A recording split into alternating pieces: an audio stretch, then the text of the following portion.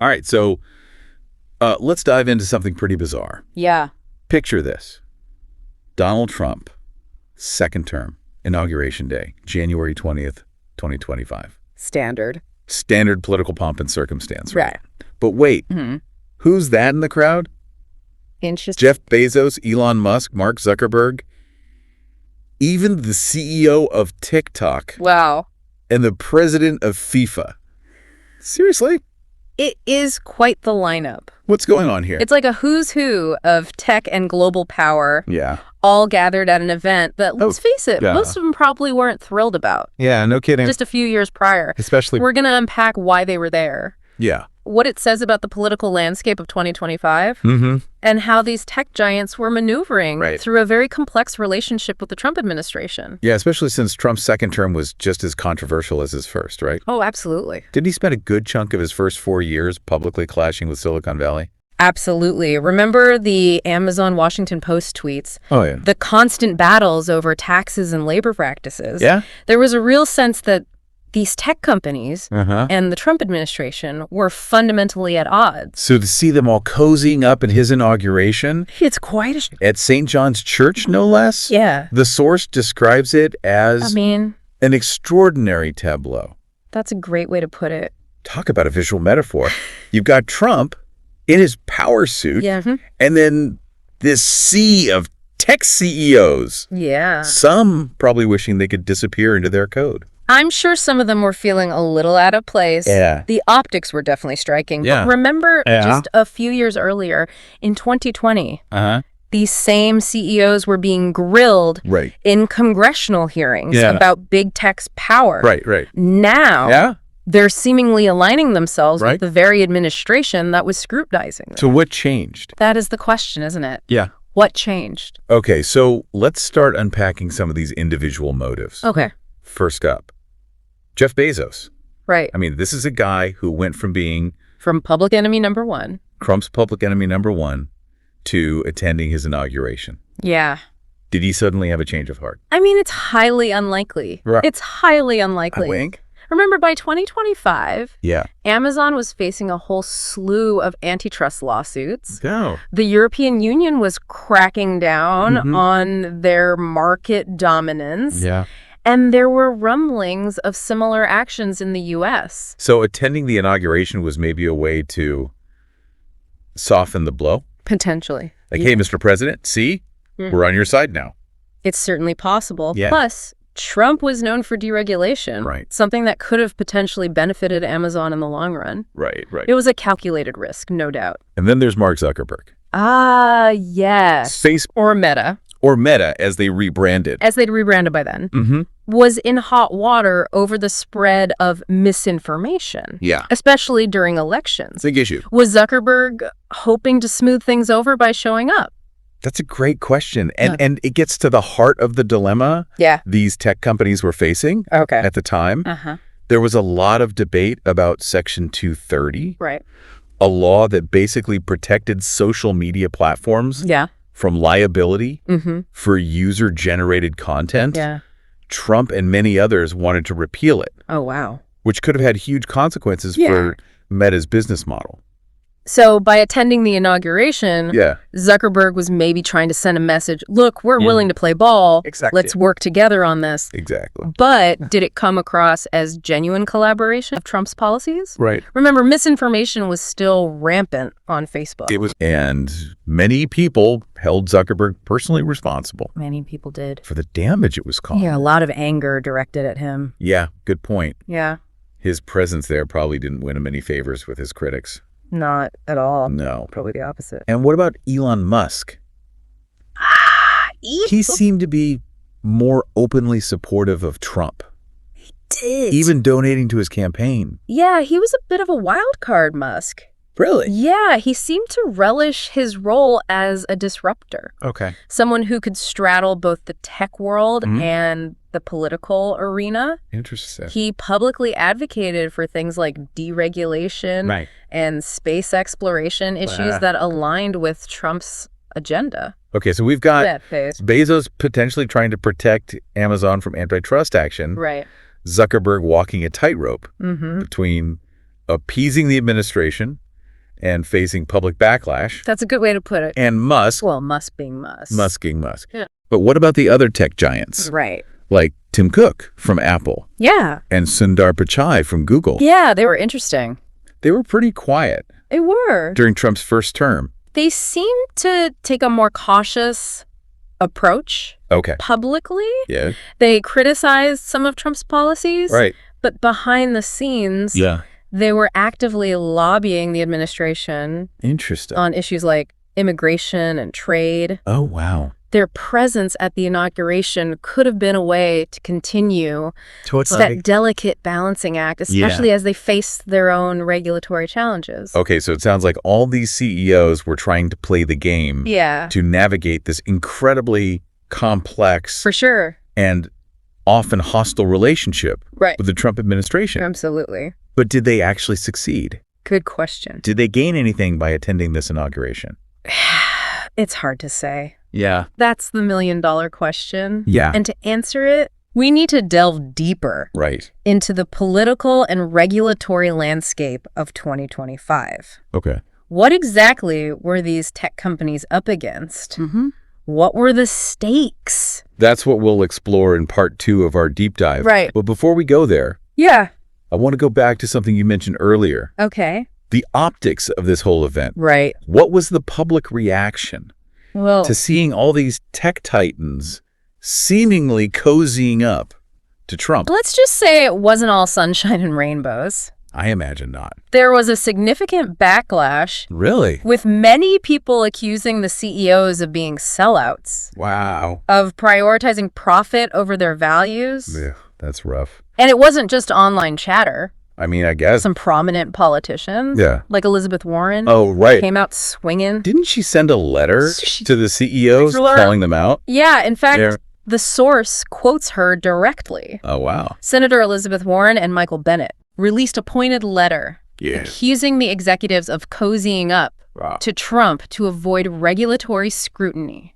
Ouch. She didn't mince words. Yeah, no kidding. This event created a PR nightmare for big tech, raising serious questions about their commitment to ethics and their willingness to stand up for what they claim to believe in. So it wasn't just about navigating the political landscape. No. They also had to manage their public image. Exactly. Which is already pretty tarnished. Yeah, they had a lot of work to do on that front. Yeah. And this leads to one of the core tensions of the entire event. Okay. How do these tech giants balance their business interests with ethical concerns and public trust? It's a question that becomes even more complicated when you consider the global implications of this gathering. Yeah, because it wasn't just an American affair, was it? No, it wasn't. We also had the CEO of TikTok, a Chinese company, and the president of FIFA, a global sports organization. Huge organizations. What were they doing there? It seems like everyone wanted a seat at the table, Yeah. no matter how controversial that table might be. But why? Exactly. What did they have to gain? Yeah, what was the motivation? And what does their presence tell us about the increasingly intertwined worlds of tech, politics, and global power? It's fascinating, isn't it? We'll tackle those questions and more. We will. In part 3 of our deep dive. Can't wait. Welcome back to our deep dive into this surreal gathering of tech giants at Trump's second inauguration. Yeah, it's a story filled with intrigue and power plays. Right. And maybe even a touch of desperation. We left off talking about the public backlash these CEOs faced for attending. But before we dive into that, I want to circle back to something you mentioned earlier. The regulatory landscape of 2025. Right. What exactly were these tech companies up against? Well, by 2025, the regulatory heat on big tech was it was scorching hot. I bet. Remember those antitrust lawsuits we mentioned earlier? Yeah. They weren't just idle threats. Right. The European Union had already slapped Google with billions in fines for anti-competitive practices. Ouch. And in the U.S., both the Federal Trade Commission and the Department of Justice were breathing down the necks of Amazon, Facebook, and Google. So these companies weren't just worried about bad PR. No. They were facing potential legal action. Right. that could have seriously impacted their bottom lines. Absolutely. Billions of dollars at stake. Yeah, that's a lot of money. And let's not forget the growing concerns about data privacy. Oh. Remember the Cambridge Analytica scandal? Yeah. That was just the tip of the iceberg. Right. By 2025, people were much more aware of how their data was being collected. Yeah, I can see that. Used and potentially abused. Right. And governments around the world were starting to respond with stricter regulations. Like the General Data Protection Regulation? Yes. Europe. Precisely. The GDPR. It's a GDPR. Set a new standard for data privacy. Okay. And it had a ripple effect globally. I see. Suddenly, yeah, these tech companies had to navigate a patchwork of regulations, each with its own nuances and complexities. So attending Trump's inauguration, was it maybe a way to try and influence those regulations? It's possible. To curry favor with the administration? Potentially. And maybe get a little leniency? It's certainly possible. Yeah. Remember, Trump had made deregulation a cornerstone of his agenda. Right. He often criticized what he saw as overreach by government agencies. Right, right. Especially when it came to tech. So these CEOs might have seen an opportunity to get in his good graces and maybe steer policy in a more favorable direction. It was a high-stakes gamble. It was. No doubt. Big time. But when you're facing billions in potential fines and the threat of being broken up, you might be willing to take some risks. Absolutely. You'd be looking for any edge you could get. Especially when you're dealing with someone like Trump. Oh, yeah. Who was known for being unpredictable and transactional. For sure. Right. He wasn't exactly known for his unwavering principles. He was more pragmatic than principled. So it's possible. Yeah. These CEOs thought they could strike a deal. It's possible. Make some concessions. Maybe offer some compromises. And come out ahead in the end. That might have been their thinking. But even if that was their intention, did they actually succeed? Well, did attending this inauguration really change anything? It's hard to say for sure. We don't have access to the backroom deals or the private conversations. I guess not. But what we do know is that the regulatory pressure on big tech didn't let up after that inauguration. In fact, it seemed to intensify in some ways. Right. The investigations continued. Wow. The data privacy laws became even stricter. Right. And the public scrutiny only grew louder. So maybe attending that inauguration was more about optics. Maybe. Than actual influence. Or maybe a combination of both. Yeah. They wanted to signal their willingness to cooperate. Okay. To be seen as part of the solution, not the problem. Right, right. But at the same time, they were still pursuing their own interests, lobbying behind the scenes, and trying to shape policy to their advantage. It's a classic example of real politics. It is. Wouldn't you say? A delicate dance between power, influence, and self-preservation. Okay, so let's talk about that public backlash. Sure. You mentioned Elizabeth Warren's letter. Right, that was a big one. What were some of the other criticisms these CEOs faced? Many people felt that attending Trump's inauguration was a betrayal of their values. Yeah. These were companies that often position themselves as champions of diversity, inclusion, and progressive ideals. And yet they were seemingly aligning themselves with a president whose policies often contradicted those values. Exactly. It created a sense of cognitive dissonance. I could see that. People were struggling to reconcile the image these companies projected with their actions. And it wasn't just about politics. Right. There were also concerns about hypocrisy. Right. These were companies that claimed to be fighting misinformation, protecting user privacy, and promoting ethical AI. All the big buzzwords. And yet they were willing to shake hands with someone who many saw as a threat to those very principles. It raised questions about their sincerity, their authenticity. And so did it hurt them? I mean, did this backlash have any tangible consequences? It's tough to say for sure. For these companies? Yeah, I mean, did they lose customers? It's hard to isolate. Did their stock prices take a hit? The specific impact of this one event, yeah, but there's no doubt that it damaged their reputations, at least among certain segments of the population. Especially among younger, more progressive consumers. Yeah. Who were already skeptical of big tech's power and influence. Right. It played right into those existing concerns. So it seems like these CEOs found themselves in a bit of a no-win situation. They did. They were damned if they attended the inauguration and damned if they didn't. That's the nature of power, isn't it? Yeah. You're constantly trying to balance competing interests. Right. Navigate complex relationships and make decisions with imperfect information. And sometimes no matter what you choose, someone's going to be unhappy. Exactly. You can't please everyone. And in this case, the stakes were incredibly high. They were. We're not just talking about profits or market share. No. We're talking about the future of technology, the future of democracy, the future of society itself. Big stuff. And that brings us back Yeah. to the global implications of this event. Okay. Because it wasn't just American tech giants No, it wasn't. in attendance, was it? We had some interesting international figures there. We had the CEO of TikTok, Right. a Chinese company Yeah, huge company. that was rapidly gaining popularity worldwide. Massive. And we had the president of FIFA, a global sports organization Yeah. with immense influence. So much power. What does their presence tell us Good question. about the increasingly interconnected nature of tech, politics, and global power? It's a really interesting angle. What were they hoping to gain Right. by attending this inauguration? What did they want? And what does it mean for the rest of us? That's what we need to figure out. Those are all excellent questions, They are. and ones we'll explore in greater depth in part 3 of our deep dive.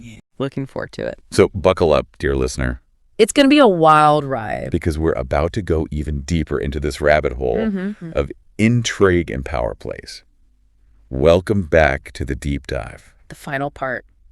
We've been unpacking this truly bizarre gathering Yeah. of tech elites at Trump's second inauguration. Back in 2025. 25. Trying to figure out what it all meant. Yeah. Why were they there? What Yeah. were the ripple effects? What were the consequences? It's like a puzzle Yeah. with missing pieces. And in the last part, we dug into that intense regulatory landscape Oh, yeah. those tech giants were facing. Antitrust lawsuits, data privacy concerns. Yeah, it's no wonder they were looking for any advantage they could get. Absolutely. And that's what makes the presence of international figures, Yeah. like the CEO of TikTok, so fascinating. It adds a whole other layer. This wasn't just an American political play. No. It was a signal that tech's influence Right. had gone global. It was a global power play. Okay, so let's talk about TikTok. Right. Remember, in 2025, they were the app. Everyone and their grandma was on it. It was huge. A cultural phenomenon. Yeah. But also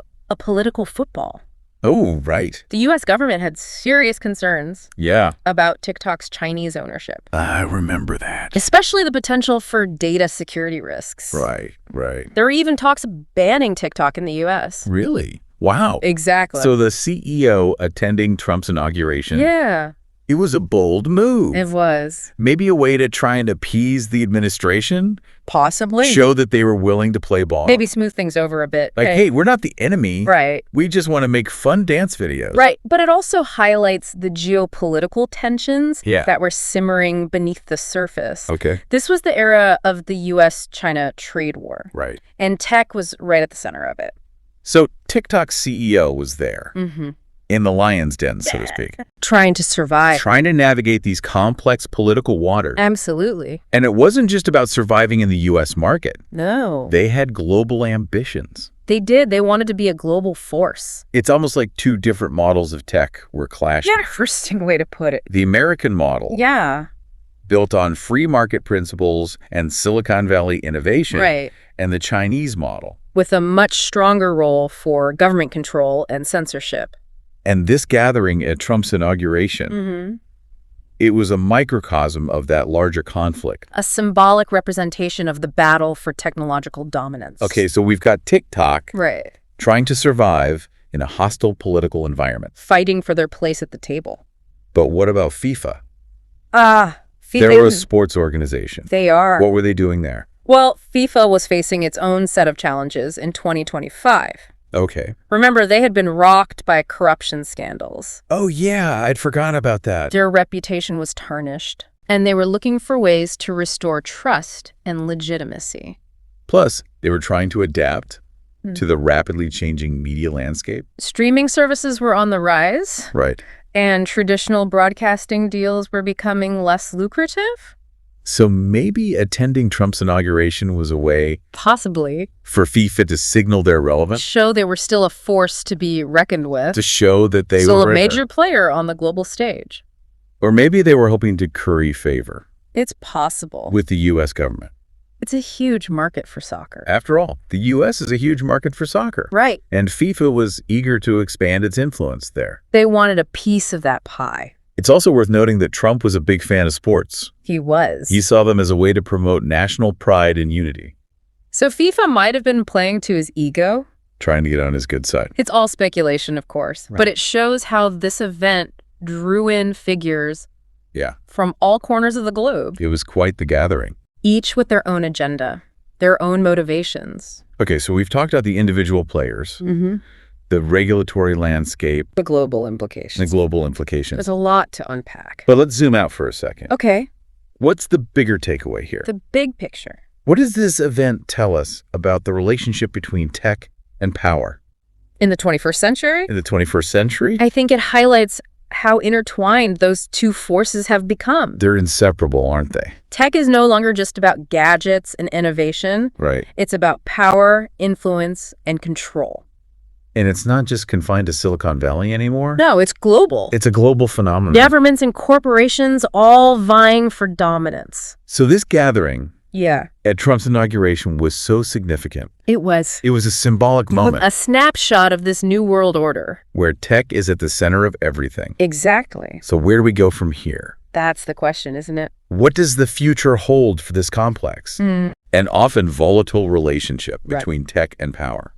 That's the million-dollar question. Yeah. And one that we're all still grappling with. But one thing's for sure.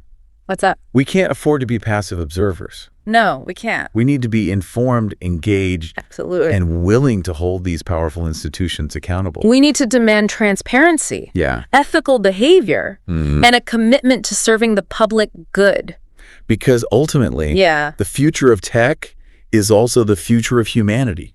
It is. We're all in this together. And it's up to all of us. All of us. To shape that future in a way that benefits everyone, not just the privileged few. That's what we should be striving for. That's a powerful message to end on. It is. Thanks for joining us on this deep dive. My pleasure. Into the intersection of tech and power. It's been a fascinating journey. And remember, stay curious, stay informed, and stay engaged. Those are words to live by. Because the future is still being written. And we all have a role to play.